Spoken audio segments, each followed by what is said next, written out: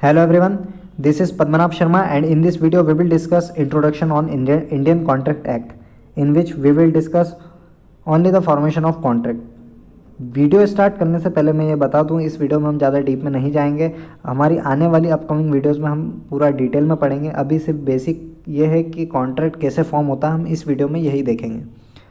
So let's start our video.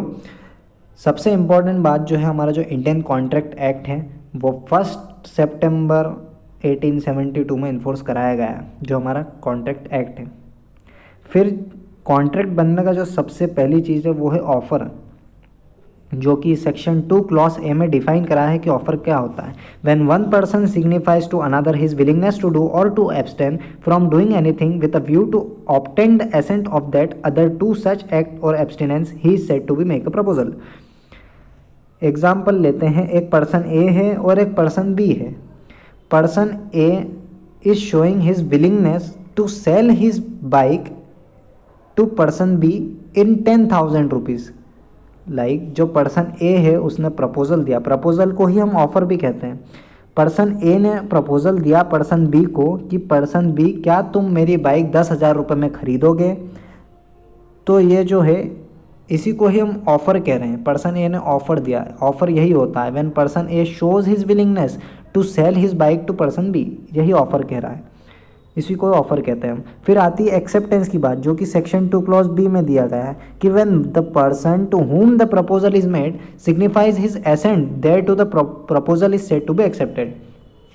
अब जैसे ही person ए ने पर्सन बी को प्रपोजल दिया कि पर्सन बी तुम मेरी बाइक 10,000 रुपये में ख़रीदोगे, तो जो person B is signifies his assent, जैसे ही प्रपोजल दिया पर्सन बी को तो उसने एक्सेप्टेंस दी, वो राज़ी हुआ, ही सिग्निफाइज हिज एसेंट। यही हम इसको कह रहे हैं कि एक्सेप्टेंस ये होता है। तो जैसे ही प्रपोजल दिया और एक्सेप्टेंस हुआ, अब जैसे ही प्रपोजल और एक्सेप्टेंस मिलता है तब वहाँ जाकर प्रॉमिस बनता है, और जो प्रॉमिस है वो सेक्शन 2 क्लॉज बी में बताया गया है कि प्रॉमिस क्या होता है। A proposal when accepted becomes a promise. जैसे ही प्रपोजल होता है और जैसे ही एक्सेप्टेंस होता है तो प्रपोजल और जो एक्सेप्टेंस है उन दोनों को मिलाकर प्रॉमिस बन जाता है। अब सेक्शन 2 क्लॉज सी में यह बताया गया है कि जो ऑफ़र देता है, जो प्रपोजल देता है, उसे हम प्रॉमिसर कहते हैं, और जो ऑफ़र एक्सेप्ट करता है, जो प्रपोजल एक्सेप्ट करता है, उसे हम प्रॉमिस ही कहते हैं। तो प्रपोजल हुआ और एक्सेप्टेंस हुआ, इन दोनों को मिलाया तो प्रॉमिस ही बना। इतनी बात हो गई क्लियर। फिर आता है कंसिडरेशन, जो कि सेक्शन 2 क्लॉज डी में बताया गया है कि when at the desire of the promisor the promisee or any other person has done or abstain from doing or does or abstains from doing or promises to do or to abstain from doing something such act or abstinence or promise is called consideration for the promise. हम ज़्यादा deep में नहीं जा रहे हैं, अभी confuse होने की ज़रूरत नहीं है। कंसिडरेशन क्या होता है, बेसिकली हम ये समझते हैं अभी कि जो पर्सन ए ने ऑफर दिया और पर्सन बी ने एक्सेप्ट करा, प्रॉमिस बना। अब यहाँ पर जो कंसिडरेशन है ये वो है कि पर्सन बी ने एक्सेप्ट करा कि हाँ मैं 10,000 रुपये में ख़रीदूँगा बाइक, तो ये जो 10,000 जो पैसे का जो आदान प्रदान हुआ, जो 10,000 रुपये हैं, ये कंसिडरेशन है। When at the desire of promisor person B accepts that हाँ मैं ख़रीदूँगा, तो ये जो 10,000 रुपये है ये कंसिडरेशन है। फिर जैसे ही प्रॉमिस और कंसिडरेशन मिलता है तब जाके एग्रीमेंट बनता है, और जो एग्रीमेंट क्या होता है वो सेक्शन 2 क्लॉज ई में बताया गया है कि हर वो प्रॉमिस जो कि कंसिडरेशन फॉर्म करता है बिटवीन ईच अदर।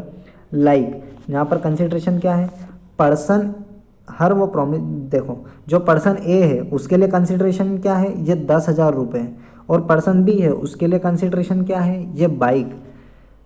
तो हर वो set of promises which are forming the consideration of each other is said to be agreement. अब ये जो एग्रीमेंट जो है, जब ये इन्फोर्सिएबल बाय लॉ है, ये जब इन्फोर्सिएबल होता है तब जाके कॉन्ट्रैक्ट बनता है। अब जो कॉन्ट्रैक्ट है वो सेक्शन 2 क्लॉज एच में बताया गया है कि हर वो एग्रीमेंट जो कि इन्फोर्सिएबल बाय लॉ है तो फाइनली वो कॉन्ट्रैक्ट होता है। तो जो समरी है जो इस वीडियो की ये है कि कॉन्ट्रैक्ट कैसे बनता है, जब ऑफ़र होता है या प्रपोजल होता है, फिर उसके बाद एक्सेप्टेंस जब होता है तो प्रॉमिस बनता है, फिर प्रॉमिस और कंसिडरेशन मिलते हैं तब जाके एग्रीमेंट बनता है, और एग्रीमेंट जब बनता है अगर वो एग्रीमेंट इन्फोर्सिएबल होता है, अगर वो लॉ इन्फोर्सिएबल बाय लॉ होता है तब जाके कॉन्ट्रैक्ट बनता है। ये बेसिक डिटेल थी इस वीडियो की कि कॉन्ट्रैक्ट क्या फॉर्म होता है। ज़्यादा डीप में हमने डेफिनेशंस नहीं पढ़ी है। आने वाली अपकमिंग वीडियोस में हम पूरा डिटेल में पढ़ेंगे। So thanks for watching this video. If you like this video so please like share and subscribe.